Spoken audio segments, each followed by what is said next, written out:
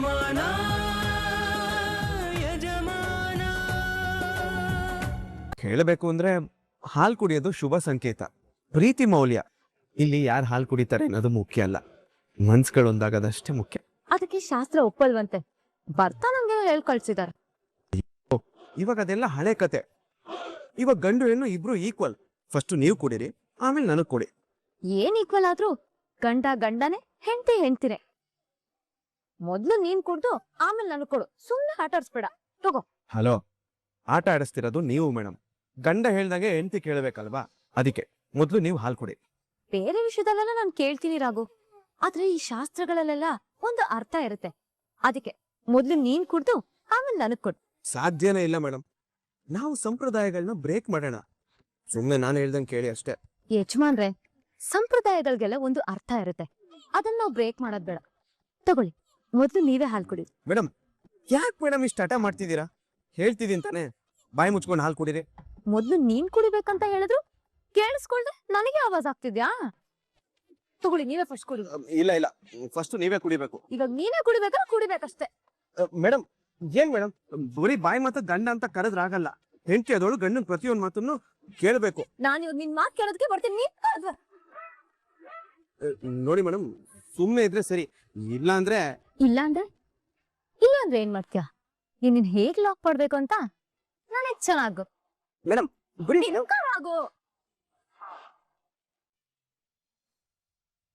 ಎಲ್ಲ ಮುಗೀತು. ನನ್ ಜೀವನ ಹಾಳು ಮಾಡ್ಬೇಕು ಅಂತ ನಿರ್ಧಾರ ಮಾಡಿದ್ರೆ ಹೇಗೆ? ಈಗ ನಾನು ಏನ್ ಮಾಡಿದೆ ಅಂತೇಳಿ ಈ ರೀತಿ ಉಗ್ರ ರೂಪ ತಾಳ್ತಾ ಇದೀಯಾ? ಮತ್ತೆ ಇವತ್ತು ಈ ಮನೇಲಿ ಆಗಿರತ್ತೆ ಆಗ್ತಿರತ್ತೆ ಎಲ್ಲ ನೀವೇ ತಾನೇ ಕಾರಣ. ಟಿವಿ ಪ್ರೋಗ್ರಾಮ್ ಅದು ಇದು ಅಂತ ಹೇಳಿ ನನ್ನೆಲ್ಲ ನೀವೇ ತಾನೇ ಕಾರ್ಯಕ್ರಮಕ್ಕೆ ಒಪ್ಸಿದ್ದು. ಅಷ್ಟಕ್ಕೂ ಹೀಗಾಗುತ್ತೆ ಅಂತ ನನಗೇನಮ್ಮ ಗೊತ್ತಿತ್ತು? ಯಾವ ಟಿವಿಯರಾದ್ರೂ ಈ ರೀತಿ ಮಾಡ್ತಾರ? ಒಂದು ಪ್ರೋಗ್ರಾಮ್ ಅಂತ ಕೊಡ್ತಾರೆ, ಅವ್ರ ಪಾಡಿಗೆ ಅವ್ರು ಹೋಗ್ತಾರೆ ತಾನೆ. ಇವರು ಹಾಗೆ ಹೋಗ್ತಾರೆ ಅಂತ ಅನ್ಕೊಂಡೆ, ಆದ್ರೆ ಇವರು ಅವ್ರಿಬ್ಬರನ್ನು ಕರ್ಕೊಂಡೋಗಿ ರೂಮಿಗೆ ಬಿಡ್ತಾರೆ ಅಂತ ನನ್ಗೇನ್ ಕನ್ಸು ಬಿದ್ದಿತ್ತಾ? ನಿಮಗ್ ಕನ್ಸ್ ಬಿದ್ದಿರ್ಲಿಲ್ಲ ಸರಿ, ಆದ್ರೆ ಇದ್ರಿಂದ ಹಾಳಾಗದ್ ನನ್ ಜೀವನ ತಾನೆ. ಯಾಕಮ್ಮ ಪಲ್ಲವಿ ಹೀಗೆಲ್ಲ ಮಾತಾಡ್ತಿದ್ಯಾ? ನಾವೆಲ್ಲ ನಿನ್ಗೋಸ್ಕರ ತಾನೇ ಕಷ್ಟಪಡ್ತಿರೋದು. ಆದ್ರೆ ಏನ್ ಪ್ರಯೋಜನ? ನಾವೆಲ್ಲ ಇಷ್ಟು ಒಂದಾಗ್ ಪ್ರಯತ್ನ ಮಾಡ್ತಿದ್ರು, ಅಲ್ಲಿ ಆಗ್ತಿರೋದನ್ನ ತಡಿಯಕ್ ಆಗ್ತಿಲ್ವಲ್ಲ. ಇವತ್ತೇನಾದ್ರೂ ಅವ್ರಿಬ್ರು ಸಂಸಾರ ಶುರು ಆದ್ರೆ ಮುಂದೆ ಏನಾಗುತ್ತಂತ ನೀವ್ ಯಾರಾದ್ರೂ ಯೋಚನೆ ಮಾಡಿದೀರಾ? ಆ ಟಿವಿ ಅವ್ರೇನೋ ಪಬ್ಲಿಸಿಟಿಗೋಸ್ಕರ ಇದೆಲ್ಲ ಮಾಡಿದ್ರು ಅಂತ ನಾವ್ ಅದನ್ನ ನೋಡ್ಕೊಂಡು ಸುಮ್ನೆ ಇರ್ಬೇಕಾ? ಖಂಡಿತ ಇಲ್ಲಮ್ಮ. ಇಷ್ಟೊತ್ತು ಆ ಟಿವಿಯವ್ರು ಇದ್ರು ಅಂತೇಳಿ ನಮ್ಮ ಒರಿಜಿನಲ್ ಕ್ಯಾರೆಕ್ಟರ್ ತೋರಿಸಬಾರ್ದು ಅಂತ ಸುಮ್ಮನಿದ್ದೆ. ಆದ್ರೆ ಇನ್ನು ಮುಂದೆ ಸುಮ್ಮನೆ ಇರೋದಿಲ್ಲ. ಈಗ ಹೇಗಿದ್ರು ಆ ಟಿವಿಯವ್ರು ಹೋಗಿ ಆಯ್ತು, ನಾವೆಲ್ಲರೂ ಹೋಗಿ ಅವ್ರನ್ನ ತಡೆದು ಇಬ್ಬರನ್ನ ಬೇರೆ ಬನ್ನಿ. ಸರಿಯಾಗಿ ಹೇಳಿದ್ರಿ ಬಾಬಾ. ಇವತ್ತು ಆ ಶಾಸ್ತ್ರನ ತಡಿಲಿಲ್ಲ ಅಂದ್ರೆ ಆಮೇಲೆ ನಾವೇನು ಮಾಡಕ್ಕಾಗಲ್ಲ. ಅವಳು ಶಾಶ್ವತವಾಗಿ ಇಲ್ಲೇ ಇದ್ಬಿಡ್ತಾಳೆ. ಹಾಗೇನಾದ್ರು ಆದ್ರೆ ನನ್ ಮಗಳು ಪಲ್ಲವಿ ಜೀವನ ಅದಕ್ಕೆ ಅವಕಾಶ ನಾವು ಕೊಡ್ಬಾರ್ದು. ಅವಕಾಶ ಕೊಡ್ಬಾರ್ದಂದ್ರೆ ಅಲ್ಲಿ ಆಗ್ತಿರೋದನ್ನ ನಡಿಯಕ್ ಬಿಡ್ಬಾರ್ದು. ನಿಂತ್ಕೊಳ್ಳಿ.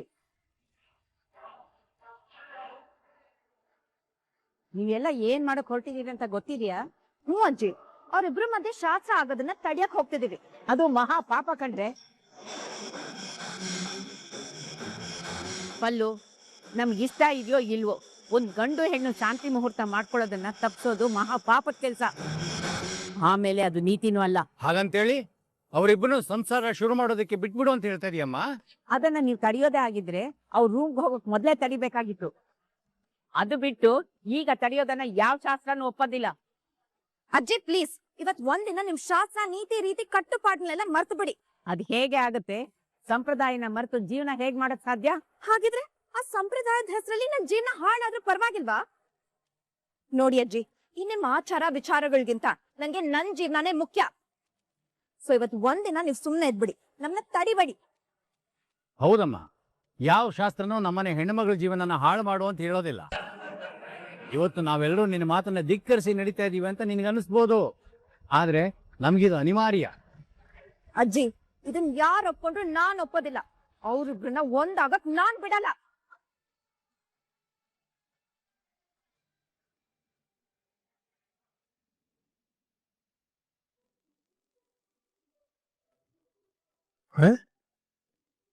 ತರುಣ್ ಅವ್ರು ಫೋನ್ ಮಾಡ್ಬಿಟ್ಟಿದ್ದಾರೆ, ಕೇಳೋಣ ಏನಂತ. ಹೇಳಿ ತರುಣ್ ಅವ್ರೆ, ಏನ್ ಅಪರೂಪ ಫೋನ್ ಮಾಡ್ಬಿಟ್ಟಿದ್ರಿ? ಇವತ್ತು ಒಂದು ರಾತ್ರಿ ಕಳೆದು ಬಿಟ್ರೆ ಜಾನ್ಸಿನ ಮತ್ತೆ ರಾಗುನ ಯಾರಿಂದನೂ ದೂರ ಮಾಡಕ್ ಸಾಧ್ಯ ಇಲ್ಲ. ಹೌದಾ? ಹಾಗಾದ್ರೆ ಅಂತ ವಿಶೇಷ? ಇವತ್ತು ಅವ್ರಿಬ್ರದ್ದು ಫಸ್ಟ್ ನೈಟು ಇಬ್ಬರದು ತರ ಶುರು ಆಗ್ತಿದಾರ. ವಾವ್, ಎಂತ ಸಂತೋಷದ ವಿಷಯ ಹೇಳಿದೆ ತರುಣ್. ನನಗೆ ಆಗ್ತಿರೋ ಖುಷಿಗೆ ಏನ್ ಮಾಡ್ಬೇಕಂತ ಗೊತ್ತಾಗ್ತಾ ಇಲ್ಲ. ಈ ಸಂತೋಷ ಸಿಗ್ಬೇಕಂತಾನೆ ನಾನು ನಿನ್ ಫೋನ್ ಮಾಡಿದ್ದು. 100% ಇವತ್ತು ಇಂಥ ಒಳ್ಳೆ ಸುದ್ದಿ ಕೇಳ್ತೀನಿ ಅಂತ ನನ್ಗೆ ಗೊತ್ತಿತ್ತು. ಅದ್ಯಾಗಪ್ಪ? ಹೇಗಂದ್ರೆ ಅದಕ್ಕೆಲ್ಲ ಕಾರಣ ನಾನೇ ಅಲ್ವಾ? ಏನ್ ಹೇಳ್ತಾ ಇದ್ದೀರಾ? ನಿಜಾನೇ ಹೇಳ್ತಾ ಇದ್ದೀನಿ. ಇಷ್ಟು ದಿನ ಆಗದಿದ್ದು ಇವತ್ತು ಆಗ್ತಿದೆ ಅಂದ್ರೆ ಅದಕ್ಕೆಲ್ಲ ಕಾರಣ ನಾನೇ.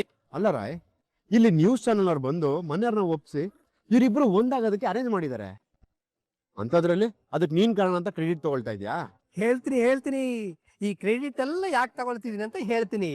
ನಾನು ಸಂಕಲ್ಪ ಮಾಡ್ಕೊಂಡಿರೋ ಕಂಕಣನ ಮೇಡಮ್ ಕೈ ಕಟ್ಟಿದ್ದೆ.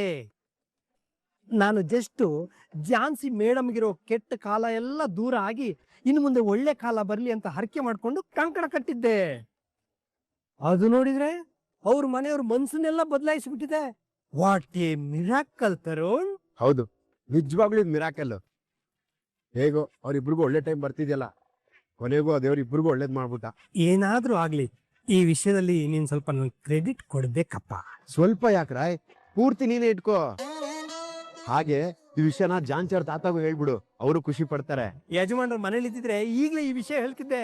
ಅವಾಗ ಅವರು ಮಗು ತರ ಮನೆ ತುಂಬಾ ಕುಣಿದಾಡಿರೋರು. ಅಂದ್ರೆ ಇವಾಗ ತಾತ ಮನೇಲಿಲ್ವಾ?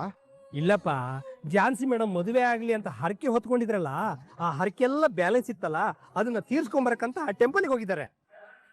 ಅವರು ಬಂದ ತಕ್ಷಣ ವಿಷಯ ಹೇಳ್ತೀನಿ. ಹೇಗೋ ಇಷ್ಟು ದಿವಸದ ನಮ್ಮ ಆಸೆ ಇವತ್ತು ಈಡೇರ್ತಲ್ಲ. ಇನ್ನೊಂದು 9 ತಿಂಗಳು ಹೋದ್ರೆ ನಾವಿಬ್ರು ಮಾಮ ಆಗ್ತೀವಿ. ಅಪ್ಪ ತಂದೆ, ಅದು ಮಾಮ ಅಲ್ಲ, ಕೆಟ್ಟದಾಗ ಕೇಳಿಸುತ್ತೆ, ಮಾವ ಅನ್ನು. ನಮ್ಮ ಹಳ್ಳಿ ಕಡೆ ಆಡು ಭಾಷೆಲಿ ಹಾಗೆ ಕರೆಯೋದು. ಏನೋ ಒಂದ್ ಬಿಡು. ಹೇಗೋ ನನ್ನ ಫ್ರೆಂಡು ನನ್ನ ತಂಗಿದು ಹೊಸ ಜೀವನ ಶುರು ಆಗ್ತಿದೆ, ಅಷ್ಟು ಸಾಕು. ಬಾಯ್ ತರುಣ್, ಈ ವಿಷಯ ಹೇಳಿದ್ದಕ್ಕೆ ಒಂದ್ second thank you so much. ಈ ವಿಷಯನ ತುಳಸಿ ಮೇಡಮ್ಗೆ ಸ್ವೀಟ್ ಕೊಟ್ಟು ಹೇಳಬೇಕು. ಮನೆಯವರೆಲ್ಲರೂ ಎಲ್ಲಿ? ಯಾಕೆ ಯಾರು ಕಾಣಿಸ್ತಿಲ್ವಲ್ಲ?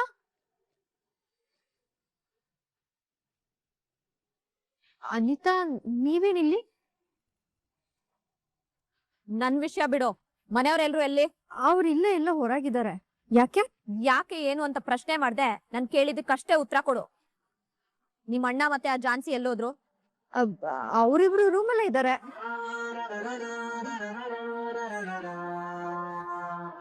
ಏನು, ಇಬ್ರು ಒಂದೇ ರೂಮಲ್ಲಿ ಇದಾರಾ? ಹಾ ಹೌದು. ಅವರಿಬ್ರು ಒಂದೇ ರೂಮಲ್ಲಿ ಏನ್ ಮಾಡ್ತಿದ್ದಾರೆ? ಇವತ್ತು ಅವರಿಬ್ರು ಫಸ್ಟ್ ನೈಟು.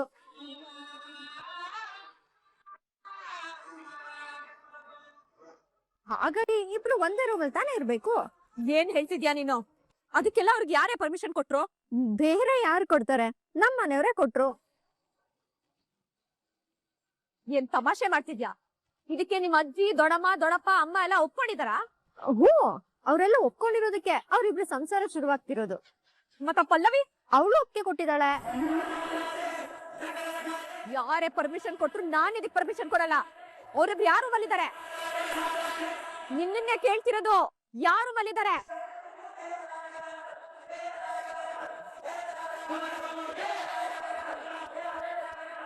ನನ್ ಜೀವನನೇ ಇಲ್ಲಿ ಎಕ್ಕೂಟ್ ಹೋಗಿರ್ಬೇಕಾದ್ರೆ ಅವ್ರಿಬ್ರು ಅದ್ ಹೇಗ್ ಸಂಸಾರ ಶುರು ಮಾಡ್ತಾರೆ? ಅವ್ರಿಬ್ರು ಒಂದಾಗೋಕ್ ನಾನ್ ಬಿಡಲ್ಲ.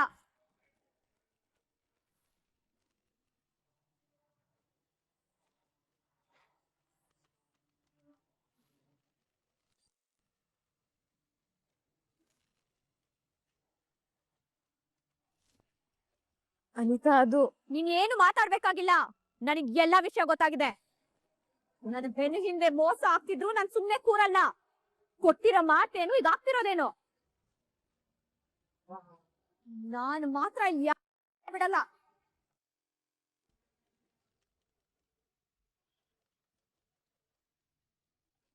ಮೇಡಮ್, ಯಾರೋ ಬಂದ್ರು ಅನ್ಸುತ್ತೆ, ಹೋಗಿ ನೋಡ್ಕೊಂಡು ಬರ್ತೀನಿ. ಯಜಮಾನ್ರೆ, ಇದ್ಯಾರಿದು? ನೀನ್ ಮಾತ್ರ ಅನ್ರೊಮ್ಯಾಂಟಿಕ್ ಫೆಲೋ ಅನ್ಕೊಂಡಿದ್ದೆ. ನಿಮ್ ಮನೆಯವರು ಅನ್ರೊಮ್ಯಾಂಟಿಕ್ ಫೆಲೋಸ್. ಸುಮ್ಮನಿರಿ ಮೇಡಮ್, ಒಂದು ನಿಮಿಷ.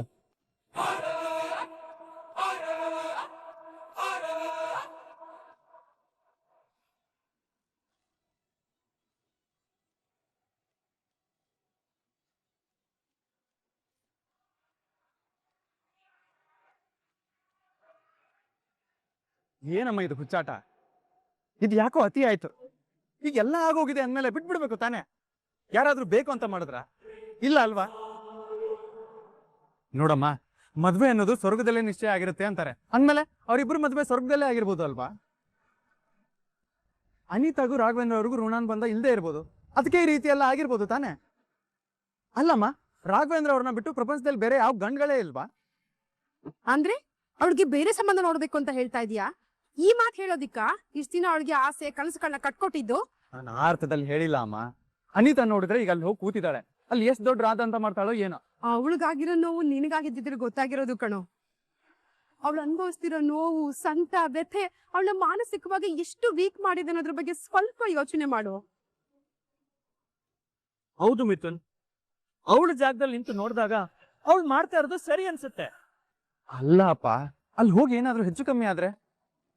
ಇಲ್ಲಿವರೆಗೂ ಹೆಚ್ಚೇ ಅಲ್ವೇನೋ ಆಗಿರೋದು. ಎಲ್ರು ಅವಳನ್ನ ಕೊಂದಿಲ್ಲ, ಅವಳ ಆಸೆ ಆಕಾಂಕ್ಷೆಗಳನ್ನ ಕೊಂದಿದ್ದೀರಾ, ಅವಳನ್ನ ನಂಬಿಸಿ ಮೋಸ ಮಾಡಿದೀರಾ. ಅಮ್ಮ, ಎಲ್ರ ಉದ್ದೇಶನ ಮೋಸ ಮಾಡೋದೇ ಆಗಿರ್ಲಿಲ್ಲ. ಆದ್ರೆ ಅವಳಿಗೆ ಮೋಸ ಆಗಿದೆ, ಎಲ್ರಿಂದ ಅವಳಿಗೆ ಮೋಸ ಆಗಿದೆ ಕಣೋ. ಆಯ್ತಮ್ಮ, ಅದನ್ನ ಮಾತಾಡಿ ಬಗೆಹರಿಸ್ಕೋಬೋದಾಗಿತ್ತಲ್ವಾ? ಇವಾಗ ಅಲ್ಲಿ ಹೋಗಿ ಗಲಾಟೆ ಮಾಡಿದ್ರೆ ಅವ್ರು ಏನ್ ತಿಳ್ಕೊಳಲ್ಲ. ನಿನ್ನ ಅತ್ತೆ ಮನೆಯವ್ರಿಗೆ ಕಷ್ಟ ಆಗ್ಬಾರ್ದು, ಅವ್ರ ಮನ್ಸಿಗೆ ನೋವಾಗ್ಬಾರ್ದು ಅಂತ ಯೋಚನೆ ಮಾಡಿ ಈ ತರ ಮಾತಾಡ್ತಾ ಇದ್ಯಾ? ಬೇಕು ಅಂತ ಯಾರಾದ್ರೂ ಈ ಕೆಲಸ ಮಾಡಿದಾರ ಅಮ್ಮ? ನೀವುಗಳೆಲ್ಲ ಆಡ್ತಾ ಇರೋ ಆಟ ನೋಡಿದ್ರೆ ಬೇಕು ಅಂತ ಮಾಡಿದೀರಾ ಅಂತ ಅನ್ನಿಸ್ತಾ ಇದೆ. ವಿರುದ್ಧ ಇದ್ದವರೆಲ್ಲ ಇವತ್ತವಳು ಪರವಾಗಿ ನಿಂತಿದ್ದಾರೆ. ಅವಳನ್ನ ಮನೆ ಬಿಟ್ಟು ಓಡಿಸ್ತೀನಿ ಎಂದವರೆಲ್ಲ ಇವತ್ತವಳ ಸೊಸೆ ಅಂತ ಗುಣಗಾನ ಮಾಡ್ತಿದ್ದಾರೆ ಅಂದ್ರೆ ಏನು ಅರ್ಥ? ಅವತ್ತಿಂದ ಇವತ್ತವರೆಗೂ ಇದನ್ನೆಲ್ಲ ಅವ್ರು ಬೇಕು ಅಂತಾನೆ ಮಾಡಿದಾರೆ ಅಂತ ತಾನೇ ಅರ್ಥ? ಇಲ್ಲಮ್ಮ, ಅಲ್ಲಿ ಬೇರೆ ಏನೋ ಆಗಿದೆ. ಅದನ್ನ ತಿಳ್ಕೊಳ್ಳದೆ ನಾವು ದುಡ್ಕೋದು ತಪ್ಪು. ಸರಿ ತಪ್ಪಿನ ಪಾಠ ಮಾಡಕ್ ಬರ್ಬೇಡ ಮಿಥುನ್. ಆಗಿರೋ ತಪ್ಪನ್ನ ಸರಿ ಮಾಡಿ ಅವಳ ಜೀವನ ಸರಿಪಡಿಸ್ಕೊಳಕ್ ಹೋಗಿದ್ದಾಳೆ. ಅಂದ್ಮೇಲೆ ಅವಳ ಪಾಡುಗಳನ್ನ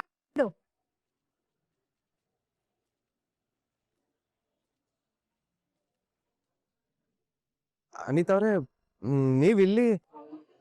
ವಾ, ಎಂತ ಅದ್ಭುತವಾದ ಫ್ಯಾಮಿಲಿ, ಸೂಪರ್.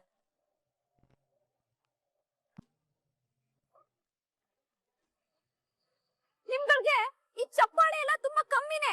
ನಿಜವಾಗ್ಲು ಅವಾರ್ಡ್ ಕೊಡ್ಬೇಕು, ಒಬ್ರಿಗಿಂತ ಒಬ್ರು ಹೆಚ್ಚು. ಏನ್ ಅದ್ಭುತ, ಏನ್ ಅದ್ಭುತ, ವಾವ್, ಗ್ರೇಟ್.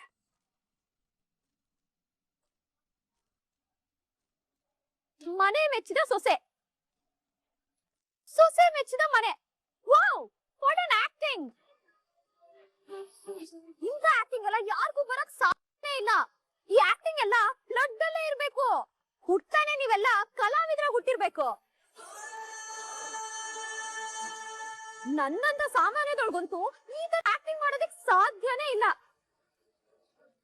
ಓ ದೊಡ್ಡ ಮಾವ, ಈ ಜಾನ್ಸಿ ನಿಮ್ ಮನೆ ಸೊಸೆ ಅಲ್ಲ, ಈ ಮನೆ ಮಗಳು. ಅವಳನ್ನ ಸೊಸೆಯಾಗಿ ಪಡೆದಿರೋದು ನಿಮ್ ಪುಣ್ಯ ಅಲ್ವಾ? ಓ ಲಲಿತಾ ಅವ್ರೆ, ಈ ಜಾನ್ಸಿ ಎಷ್ಟು ಒಳ್ಳೆಯವಳು. ಅವಳು ಆಗರ್ಭ ಶ್ರೀಮಂತೆ ಆಗಿದ್ರು ಈ ಮಿಡಲ್ ಕ್ಲಾಸ್ ಜೀವನಕ್ಕೆ ಎಷ್ಟು ಅಡ್ಜಸ್ಟ್ ಆಗಿ ಬದುಕ್ತಿದ್ದಾಳೆ ಅಲ್ವಾ? ಓ ಮುದ್ದತೆ, ನಿಮ್ಗಿರೋದು 3 ಜನ ಹೆಣ್ಮಕ್ಳಲ್ಲ, 4 ಜನ. 4ನೇ ಅವಳೆ ಈ ಜಾನ್ಸಿ ಅಲ್ವಾ ಅತ್ತೆ?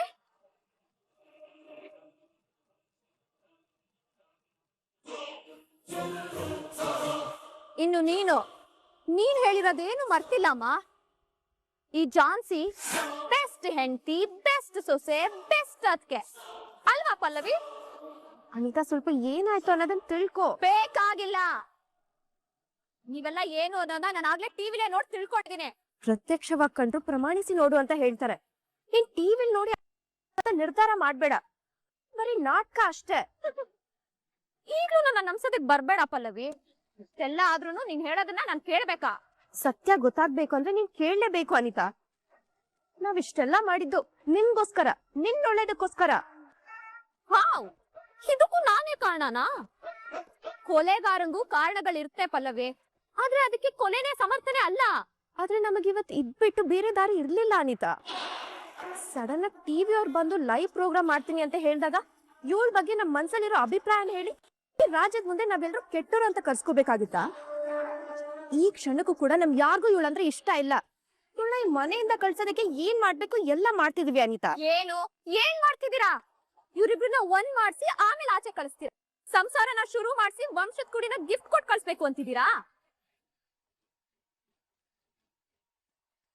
ಅದ್ ಹಾಗಲ್ಲ ಅನಿತಾ. ನೋಟಿಸ್ ಬಂದ ತಕ್ಷಣ ನಾನ್ ಮನೆ ಬಿಟ್ಟು ಹೋಗ್ಬೇಕಂದ್ರೆ ನೋಟಿಸ್ ಬರೋವರ್ಗು ನೀವೆಲ್ರೂ ನನ್ ಜೊತೆ ಪ್ರೀತಿಯಿಂದ ನಡ್ಕೋಬೇಕು ಅಂತ ಹೇಳಿದ್ಲು. ಅದು ಒಂದೇ ಕಾರಣಕ್ಕೆ ನಾ ಇವಳ ಜೊತೆ ನಾಟಕ ಮಾಡ್ತಿದ್ವಿ ಅಷ್ಟೇ. ದೊಡ್ಡಪ್ಪ, ನೀವ್ಯಾಕೆ ಸುಮ್ನೆ ಇದ್ದೀರಾ? ಮಾತಾಡಿ. ಹೌದಮ್ಮ ಅನಿತಾ, ಪಲ್ಲವಿ ಹೇಳ್ತಾ ಇರೋದೆಲ್ಲ ಸತ್ಯ. ಬರೀ ನಾಟಕ ತಾನೆ ಅಂತ ನಾನೇ ಒಪ್ಪಿಸ್ದೆ. ದೊಡ್ಡಮ್ಮ, ನೀವು ಹೇಳಿ. ಹೌದು ಅನಿತಾ, ಇವಳನ್ನ ಕಂಡ್ರೆ ನಮ್ಗೆ ಯಾರಿಗೂ ಇಷ್ಟ ಇಲ್ಲ. ಅಣ್ಣ, ನೀನ್ ಯಾಕೆ ಸೈಲೆಂಟ್ ಆಗಿ ನಿಂತಿದ್ಯಾ? ಇರೋ ವಿಷಯ ಅನಿತಾಗ್ ಹೇಳು. ಅವಳ ಮುಖ ಏನ್ ನೋಡ್ತಿದ್ಯಾ? ಮಾತಾಡೋಣ.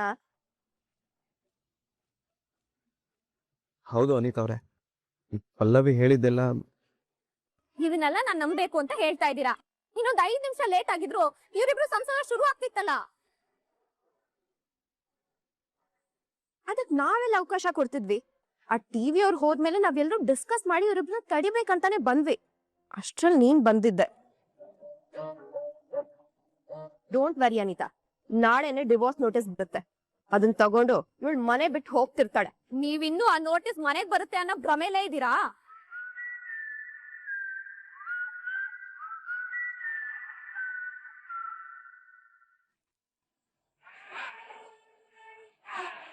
ಏನ್ ಹೇಳ್ತಿದ್ಯಾ ಅನಿತಾ? ಆ ನೋಟಿಸ್ ಯಾವ್ದೇ ಕಾರಣಕ್ಕೂ ಬರಲ್ಲ.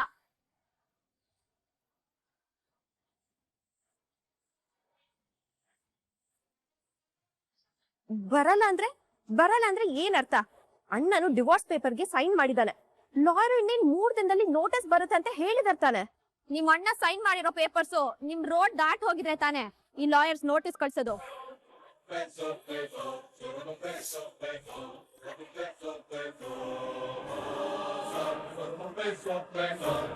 ನೀನ್ ಏನ್ ಹೇಳ್ತಾ ಇದೀಯ ನಮ್ಗೆ ಅರ್ಥ ಆಗ್ತಾ ಇಲ್ಲಮ್ಮ. ನಮ್ ಕಣ್ಮುಂದೆನೆ ಲಾಯರ್ ಪೇಪರ್ ಸೈನ್ ಮಾಡಿಸ್ಕೊಂಡು ಹೋದ್ರು. ಅದು ಸತ್ಯನೇ, ಆದ್ರೆ ಈ ಪೇಪರ್ಸ್ ನ ಝಾನ್ಸಿ ಅವತ್ತೇ ಸುಟ್ಟು ಹಾಕಿದ್ಲು.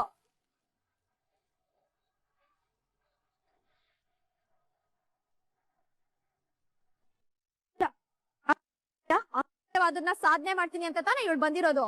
ಅದನ್ನೇ ಇವಳು ಸಾಧ್ಯ ಮಾಡಿದಾಳೆ. ಇನ್ನು ನಿಮ್ಗೆಲ್ಲ ನನ್ ಮಾತ್ ಮೇಲೆ ನಂಬಿಕೆ ಬರ್ತಿಲ್ಲ ಅಲ್ವಾ? ಇವಾಗ ಬರುತ್ತೆ. Lawyer sir, lawyer sir.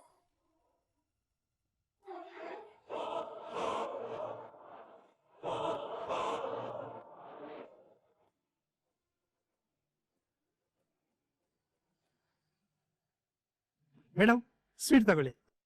ತಗೊಳ್ಳಿ ಮೇಡಮ್. ಸರ್, ನೀವು ತಗೊಳ್ಳಿ. ಸರ್, ತಗೊಳ್ಳಿ ಸರ್. ಸ್ವೀಟ್ ಯಾಕೆ ಅಂತ ಹೇಳಲೇ ಇಲ್ಲ. ಅದು ನಮ್ ಸ್ವಾಮೀಜಿ ಹೇಳ್ದಂಗೆ ನಮ್ ಝಾನ್ಸಿ ಮೇಡಮ್ ಲೈಫ್ ಅಲ್ಲಿ ಎಲ್ಲದೂ ಒಳ್ಳೇದಾಗ್ತಿದೆ, ಅದಕ್ಕೆ ಸರ್. ಇವಾಗ ಅಂತದ್ ಏನಾಯ್ತು ಅಂತ ಹೇಳು ರಾಯ್. ಅದು ನಾನು ಕಟ್ಟಿದ ಕಂಕಣದ ಫಲ ಮತ್ತು ದೇವ್ರ ದಯದಿಂದ ಝಾನ್ಸಿ ಮೇಡಮ್ ರಾಘು ಸರ್ ಸಂಸಾರ ಇವತ್ತು ಶುರು ಆಗ್ತಾ ಇದೆ, ಅದಕ್ಕೆ. What you mean Roy? I mean ಇವತ್ತು Jhansi madam Raghu sir first night madam.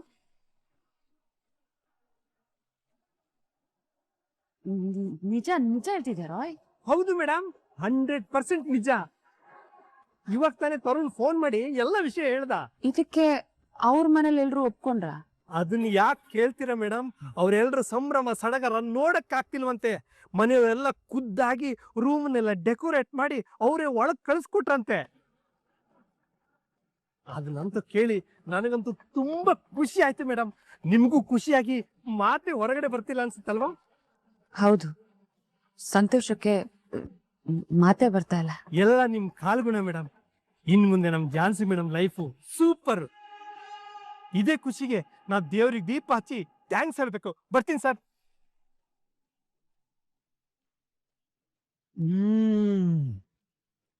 Sweet ತುಂಬಾ ಸಿಹಿಯಾಗಿದೆ.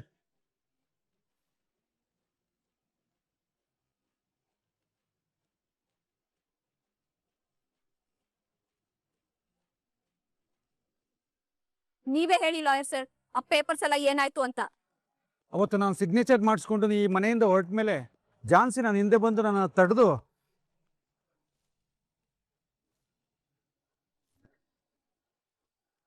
ನನ್ ಗಂಡ ಸೈನ್ ಮಾಡಿರೋ ನೋಟಿಸು ಮತ್ತೆ ವಕಾಲತನ ಸುಟ್ ಹಾಕಿ. ಪ್ರಾಣ ಮುಖ್ಯನಾ ಅಥವಾ ಕೇಸ್ ಮುಖ್ಯನಾ? ನಾನು ಬದುಕಿದ್ರೆ ಇಂಥ 1000 ಕೇಸ್ ಬರುತ್ತೆ. ಇಷ್ಟಾಯ್ತು ಮೇಡಮ್.